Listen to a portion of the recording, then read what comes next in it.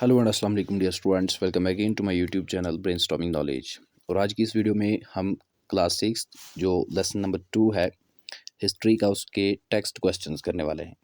From hunting gathering to growing food, let us recall complete the sentences. Hunter gatherers choose to live in caves and rock shelters because they provide them protection from rain, heat and wind. Grasslands developed around 1200 years ago. Question number 2. Why do people who grow crops have to stay in the same place for a long time?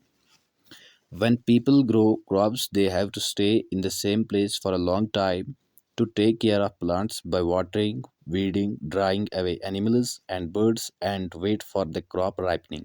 Next question is, why do archaeologists think that many people who lived in maharger were hunters to start with and that herding became more important later?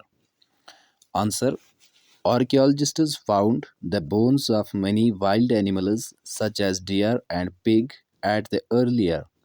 This was used as evidence that many people who lived in maharger were to start with.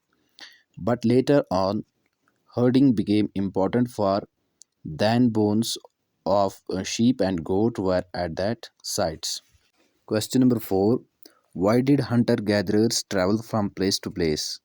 In what are these similar or different from the reason for which we travel today? Answer: hunting gatherers traveled from place to place in search of animal and plant for food and in search of water. Today, we do not travel in search of food and water, but we do travel to meet our friend and relatives. List 3 ways in which hunter gatherers used fire. Would you use fire for any of these purposes? Hunter gatherers used fire as a source of light to cook food and to scare animals. We would use fire to cook food. List 3 ways in which the lives of farmers and herders would have been different from that of hunter gatherers.